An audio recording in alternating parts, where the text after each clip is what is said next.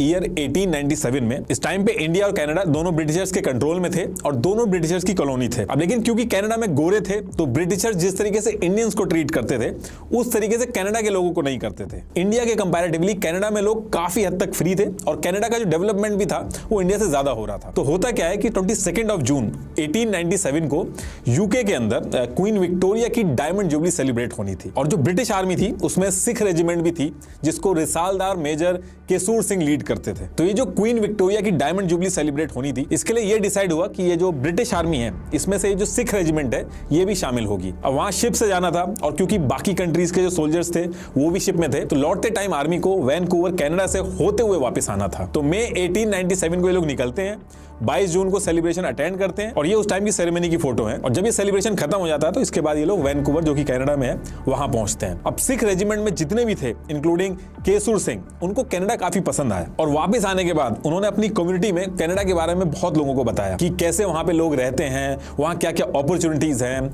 किस लेवल की फ्रीडम है, इन सब के बारे में बताया। मेजर केसूर सिंह जो थे जो इस पूरी रेजिमेंट को हेड करते थे उनको कनाडा के अंदर पहला सिख सेटलर भी माना जाता है। अब होता क्या है कि कनाडा के अंदर एग्रीकल्चर, मिल्स, माइंस और रेलवे वगैरह जो थे वहां पे काम चल रहा था और वहां पे लेबर्स की जरूरत पड़ती थी। तो इसके ठीक एक महीने बाद जब दोबारा मौका मिलता है तो पंजाब से लेबर और कुछ ब्रिटिश सोल्जर्स जो थे वो कनाडा के ब्रिटिश कोलंबिया पहुंचते हैं कि काम करेंगे और पैसा कमा के वापस आ जाएंगे। ये देखिए इंडिया से ये इधर कनाडा है और ये कनाडा के अंदर ये इस साइड ब्रिटिश कोलंबिया है और इस साइड ऑन्टेरियो है। तो मेनली इन्हीं एरियाज में माइग्रेशन भी हुआ। अभी भी आप अगर देखोगे तो सिख जो है वो कनाडा के अंदर इन्हीं इलाकों में ज्यादा रहते हैं। तो ये फोटो है जब ये लोग वहां पे पहुंचते हैं तब की। अब कनाडा के अंदर जो गोरे थे वो पहले से ही काफी ज्यादा पैसे में काम करते थे और जब ये लोग वहां पे गए तो इन लोगों ने कम पैसे में ज्यादा काम किया। तो ये लोग कंपनी की पहली प्रेफरेंस बन रहे थे और जिसको देख के जो वहां की लोकल जनता थी वो अनकंफर्टेबल हुई क्योंकि उनकी जॉब खतरे में आ रही थी। और इधर इंडियंस को जो पैसे मिल रहे थे वो भले ही कम मिल रहे थे लेकिन उनके लिए वो भी बहुत ज्यादा थे। और उससे भी बड़ी चीज थी कि कनाडा के अंदर जाके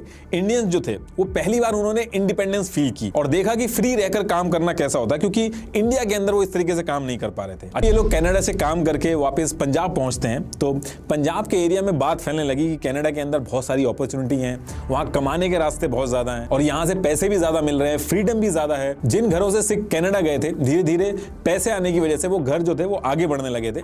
तो फिर यहां से भी लोग स्पेशली पंजाब से कोशिश करने लगे कनाडा में जाके काम करने की। इनिशियली सबका यही प्लान था कि वहां जाके पैसे कमाने और फिर इंडिया वापस आना है। बेसिकली इंडिया छोड़ने का ये लोग उस टाइम पे नहीं सोच रहे थे। इसके बाद ईयर 1908 आते आते 5200 लोग इंडिया से कनाडा पहुंच गए थे।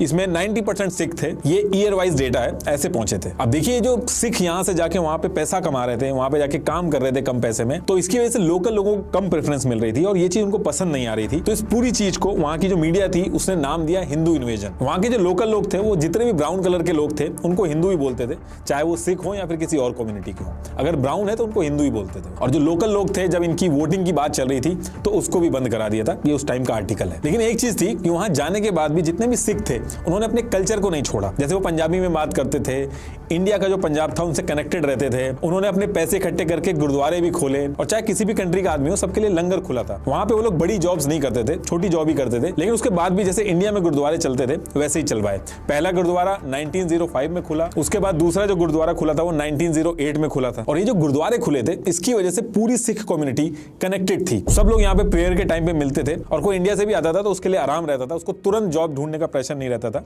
वो आराम से उसको थोड़ा टाइम मिल जाता था जॉब ढूंढने के लिए। और कनाडा के अंदर जो ऑलरेडी सिख कम्युनिटी रहती थी वो लोग चाहते भी थे कि इंडिया से ज्यादा लोग आए। अब सिख कम्युनिटी जो वहां पे आके डबल मेहनत करके पैसा कमा रही थी, इससे जो कनाडा के लोकल लोग